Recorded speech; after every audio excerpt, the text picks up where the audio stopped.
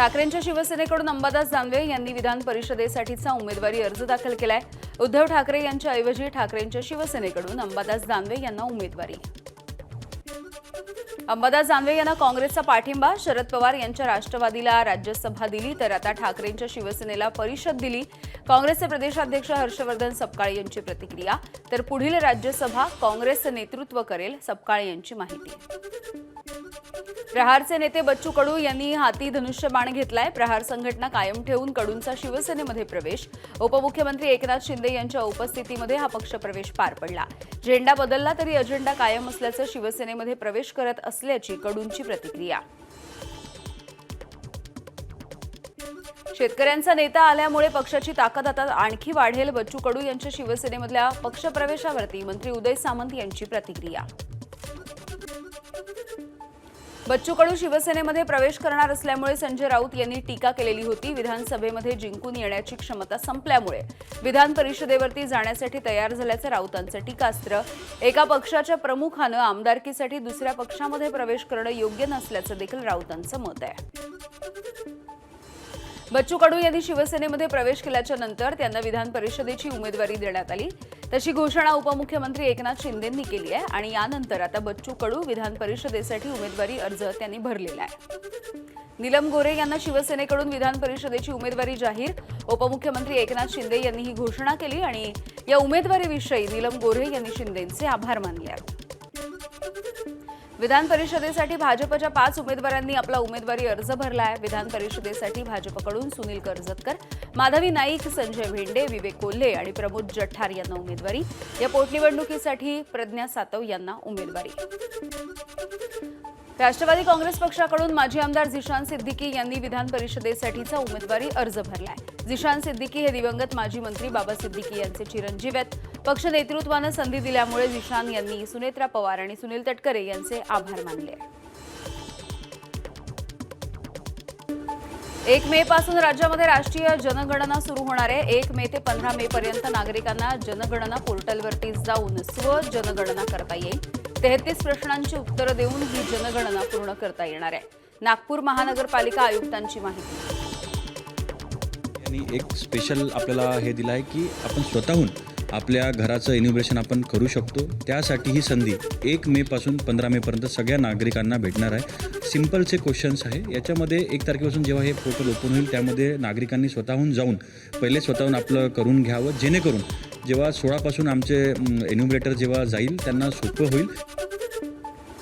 नाशिकच्या टीसीएस धर्मांतराच्या प्रकरणी 4 आरोपींचे मोबाईल, लॅपटॉप एसआयटीनं जप्त केलेत। दानिश शेख, रजा मेमन, शाहरुख कुरेशी, तौशिफ अत्तार या काही लोकांवरती कारवाई करण्यात आली आहे।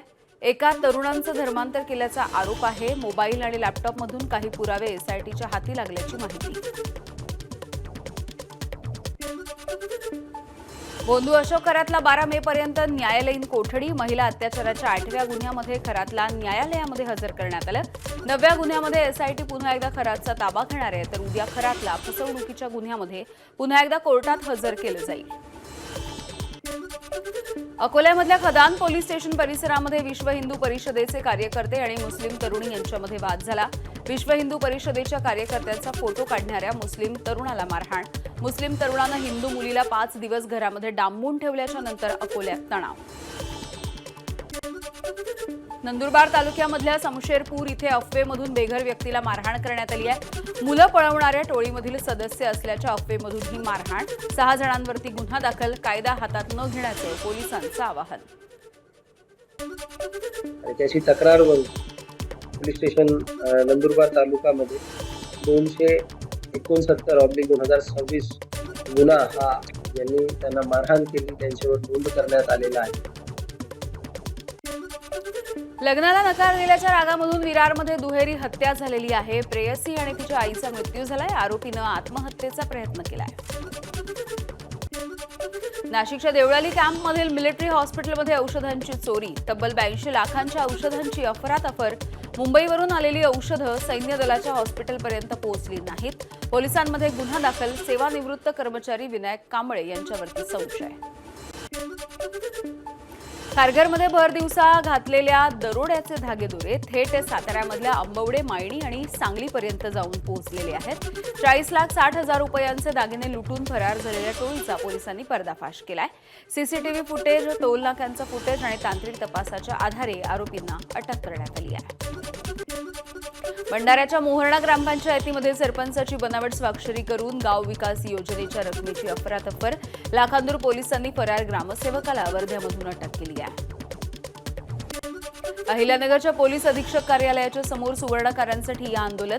शेवगावच्या बोधेगाव या ठिकाणी सुवर्णकाराला बेकायदेशीरपणे ताब्यात घेऊन मारहाण करण्यात आली होती. पोलीस कर्मचाऱ्यावरती कारवाई करण्याची मागणी होतीये. 16 एप्रिलला भागवत आधापुरे यांना कोतवाली पोलिसांनी ताब्यात घेऊन ही मारहाण केली होती.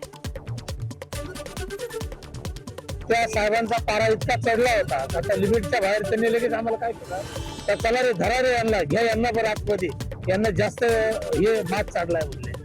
असं करून आम्हाला आतमध्ये घेऊन दोन इतके बेदम मारहाण केली. तू जर सोनं नाही दिलं तर मी तुला जीव मारून टाकू, गोळ्या घालू, तुला हे देऊ, याचं लाईटचा शॉक देऊ, एड्याचं इंजेक्शन आहे आमच्याकडे, एड्याचं इंजेक्शन देऊ तुला जर रिकव्हरी नाही दिली तर. आणि असं बोलून मला मारहाण करून मला ते माझ्याकडून सोनं मी घेतलं असं कबूल करून घेतलं माझ्याकडून. विशेष नियोजन. 1,07,000 मेट्रिक टन खताची गरज आहे तर 28 टन बियाण्यांची उपलब्धता. यंदा 2,95,000 हेक्टरवरती खरीप लागवडीचा अंदाज आहे. कापूस आणि मक्याच्या लागवडीमध्ये वाढही अपेक्षित आहे. कोकण रेल्वे मार्गावरती उन्हाळी विशेष गाड्या. गर्दी कमी करण्यासाठी कोकण रेल्वेचा निर्णय. मडगाव ते लोकमान्य टिळक टर्मिनसच्या दरम्यान विशेष गाड्या धावणार आहेत. विदर्भामधल्या प्रवाशांना उन्हाळ्यासाठी विशेष रेल्वेची व्यवस्था. मुंबई ते नागपूरच्या दरम्यान 4 विशेष रेल्वे धावणार आहेत तर पुणे ते नागपूरच्या दरम्यान 2 विशेष रेल्वे धावतील. 1 मे पासून विशेष रेल्वे सेवा सुरू होईल. पश्चिम रेल्वेवरती 1 मे पासून अतिरिक्त 15 डब्याच्या लोकल धावतील. 17 अतिरिक्त 15 डब्याच्या लोकल असणार आहेत. त्यामुळे 15 डब्याच्या लोकलची संख्या ही 227 वरून आता 244 इथपर्यंत जाऊन ठेपतीये. तर अतिरिक्त 12 एसी लोकल देखील पश्चिम रेल्वे मार्गावरती धावतील. मुंबईमध्ये 174 इमारती या अति धोकादायक झालेल्या आहेत. महानगरपालिकेच्या 23 तर खासगी श्रेणीमध्ये 141 इमारती C1 श्रेणीमधल्या आहेत. पालिकेच्या पावसाळ्यापूर्वीच्या सर्वेक्षणामधून 174 अति धोकादायक इमारती असल्याचं निदर्शनास आलंय. 174 पैकी 72 इमारती रिकाम्या करण्यात आल्यात आणि 71 इमारतींचा प्रश्न हा न्यायप्रविष्ट आहे. कॉलिंग आणि मेसेज पाठवणाऱ्या ग्राहकांसाठी मोबाईलचा प्लॅन महाग का आहे? ट्रायनं मोबाईल कंपन्यांना हा सवाल विचारलाय. इंटरनेट न वापरणाऱ्या आणि केवळ कॉलिंग करणाऱ्या ग्राहकांना स्वस्त प्लॅन उपलब्ध करून देण्याच्या मोबाईल कंपन्यांच्या सूचना, कठोर पावलं उचलण्याचा देखील इशारा. नाशिकच्या नांदूर मधमेश्वर पक्षी अभयारण्यामध्ये रोहित म्हणजेच फ्लेमिंगो या पक्षाचं आगमन झालेलं आहे. निसर्गप्रेमी आणि पक्षीप्रेमी यांच्यामध्ये याचमुळे आनंदाचं वातावरण आहे.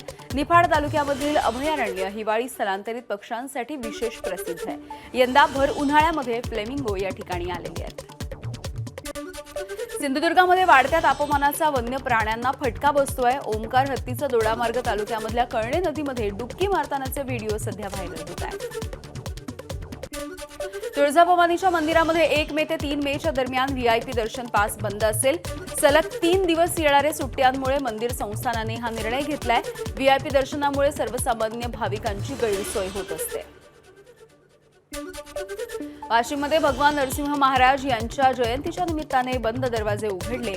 वैशाख महिन्याच्या शुक्ल पक्षाच्या चतुर्दशीला नरसिंह महाराज मंदिराचे दरवाजे उघडण्याची परंपरा आहे आणि आज संध्याकाळी 7 वाजेपर्यंत दर्शनासाठी हे दार उघडं असेल. ज्येष्ठ अभिनेते नाना पाटेकर हे वयाच्या 76व्या वर्षी देखील जिममध्ये घाम गाळताना दिसतात. जिममध्ये ट्रायसेप डिप्स करतानाचा एक व्हिडिओ सध्या सोशल मीडियावरती व्हायरल होताना दिसतो आहे. निर्माते अतुल कसबेकर यांनी हा व्हिडिओ पोस्ट केला आहे.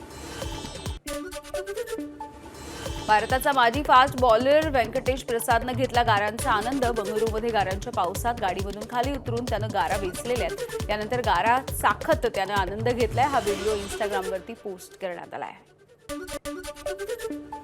इतर बातम्या बघूयात. मुंबईला पाणी पुरवठा करणाऱ्या 7ही धरणांमध्ये फक्त 28.35% इतका पाणीसाठा शिल्लक आहे. 15 मे पासून 10% पाणी कपात करण्याचा पालिकेचा निर्णय. सध्या 6 जुलैपर्यंत पुरेल इतका पाणीसाठा. सोलापूर जिल्ह्याला दिलासा. उजनी धरणाचं पाणी भीमा नदीमध्ये पोहोचल्यामुळे जिल्ह्यामधल्या अनेक शहरांसह शेकडो गावांची तहान भागली आहे. शेतकऱ्यांना देखील मोठा दिलासा मिळतोय. पालकमंत्री जयकुमार गोरे यांनी उजनी धरणामधून पाणी सोडण्याच्या सूचना दिल्या. साताऱ्यातल्या माण तालुक्यामधील पाणी टंचाई आढावा बैठक पार पडली. या बैठकीच्या दरम्यान जिल्हा परिषद सदस्य अनिल देसाई यांनी जलयुक्त शिवार योजनेमुळे टँकरची संख्या कमी झाल्याचं म्हटलंय.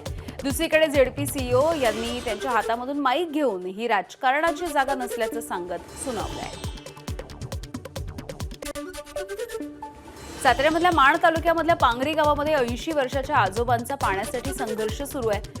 भिकू जाधव असं या आजोबांचं नाव आहे. घरामध्ये पाणी नसल्यामुळे हातपंपावरती जाऊन ते पाणी भरतायत. घरोघरी नळ जोडणीची योजना झाली, मात्र या योजनेचं नेमकं काय झालं असा सवाल देखील त्यांनी विचारलाय.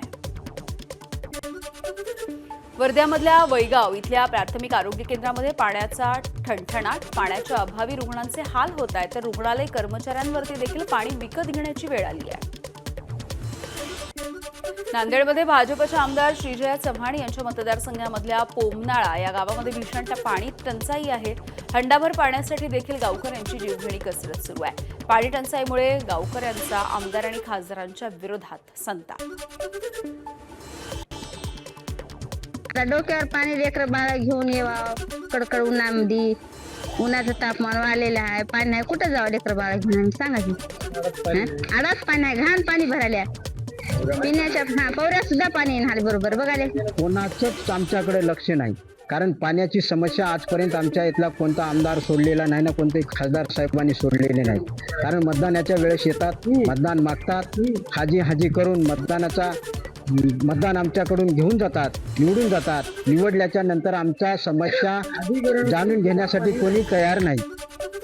हिंगोलीमध्ये वाढत्या तापमानाचा फटका हा पोल्ट्री फार्म व्यवसायाला बसतोय. तापमान वाढल्यामुळे कोंबड्यांच्या मृत्यूचं प्रमाण देखील वाढलंय. शेतकऱ्यांना पोल्ट्री फार्ममध्ये फॉगर आणि कूलर देखील बसवले आहेत. उत्तम फासाटे यांच्या पोल्ट्री फार्ममध्ये दररोज 60 ते 70 कोंबड्यांचा उष्णतेमुळे मृत्यू होतोय.